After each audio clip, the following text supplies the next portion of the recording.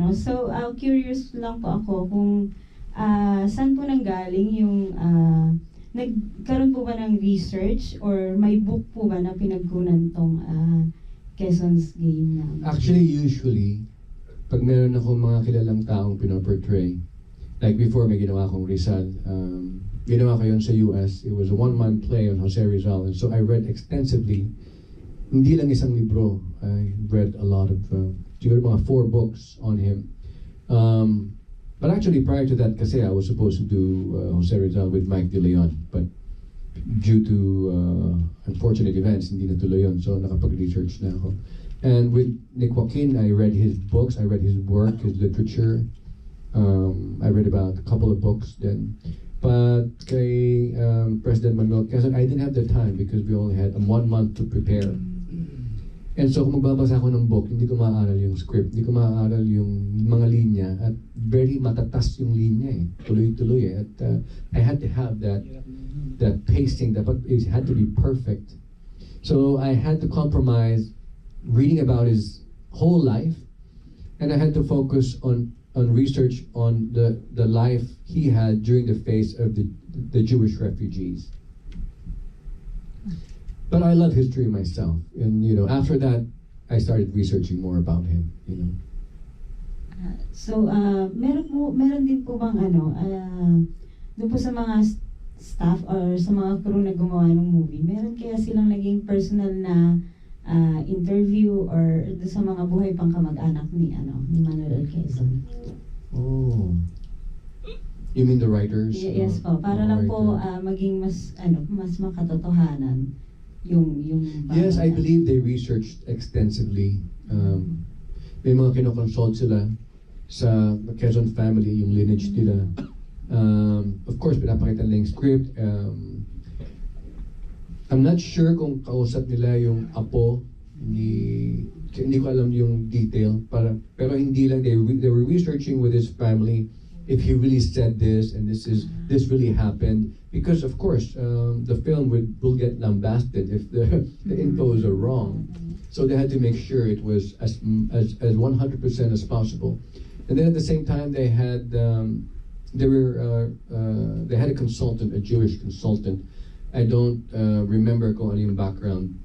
Yeah, but it was someone that they respected, and that's why we had a lot of revisions. That's why it was not easy, because once we get to the set, they say, "Oh, Raymond, we changed this line," and oh no, like for an actor who has mastered all the lines altogether, especially for a character that is so brilliant and specific, there was not really much room for improv. Unless I really immerse myself, hindi lang isang buwan dun sa character. Na pag nag-improv ako, by improv, lalabas na natural. Yun. Thank you so much. Pero ate, just to inform you, yung Manolo Quezon, napanood niya na ang Quezon's Game. Some of the family members of the Quezon's na Maricel Laksa Pangilina na root din siya ng... Because they're the Avancenas, they're related to Avancenas, Pangilinan Avancenas. Nandun sila, napanood na nila, na nakapag-react na rin sila sa Quezon's Game, and they liked it. Thank you. Yes, actually, see, Mr. Ben, I don't know, I forgot his name, I'm not sure if it's Ben Avancena, but an apo also. It was like, to me, it was like, Raymond, parang ginawa yun. Galing mo, puti yung tunan. He was really talagang so excited. Didn't know if it was just the wine or talagang happy siya sa performance. But all right, thank you. Doreen, you have a question? Hello, Doreen. Hi, Sir Raymond. Ang question ko po is, ano po sa tingin niyo yung significance ng ginawa ni Quezon for the Jews na, at ano po yung naging effect nun sa governance or sa society na nararamdaman pa rin natin hanggang ngayon? Significance ng Quezon sa mga Jews? Yung ginawa po ni Quezon na pagligtas sa mga Jews noon. Significance sa atin, sa Philippines? Parang ano yung naging effect niya nararamdaman pa rin hanggang ngayon? Na noon hanggang ngayon? That's a good question.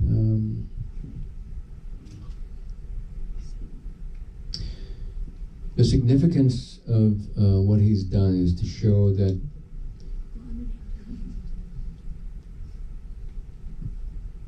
we were not, and we're still developing, that you don't need great power to be able to help people.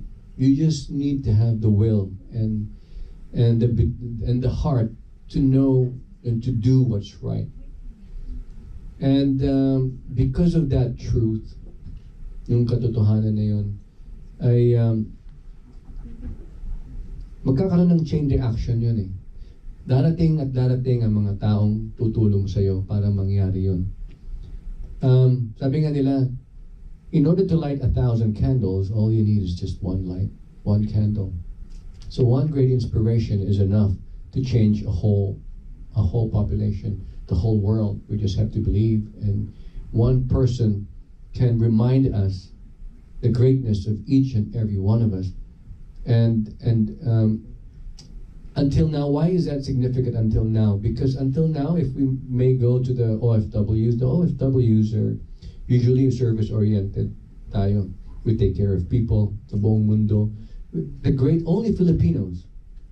I mean, I'm not demeaning anyone that are not Filipino, but I know Filipinos can do not easy task of taking care of human beings that they don't know, that they're not related to, and they're not really getting paid and compensated that much for it. But they don't do it for a job. They do it because ang sinasabi lagi lang, tao po yan eh. Kasi tao yan, kapwa-tao natin yan. Hindi sinasabing kapwa-Pilipino natin yan, kapwa-tao natin. And when we care, we care. And I have heard many stories na yung mga OFWs na tumulong sa isang family o sa mga anak na napamanahan at pinag-aral at binigyan ng ganyan at natulungan because nagiging part na sila ng family. At ng Filipino, even though we are not sa OFWs lang yun, but Filipinos, we make friends with everyone. You know, ibang Pilipino, hindi agad tayo, kumbaga, we're very friendly and we're very giving. You know, at pag may nangailangan ng tulong, you know, maawain kasi tayo eh. So, we will find a way kahit pa paano. Kung hindi makatulong, we will give them, you know, pare, okay lang yan, ha? Kaya mo yan, you know, ganyan. Pagdadasal kita, I'll pray for you, you know. And the significance of that politically, not really politically, but because of what happened, I was surprised to know that merong Jewish community dito sa Pilipinas. I once lived sa May Clark for maybe 6 months just para lang ma-feel ko yung provincial living away from Manila, away from traffic. Nagjo-jogging ako sa loob ng Clark, may nakita po akong that star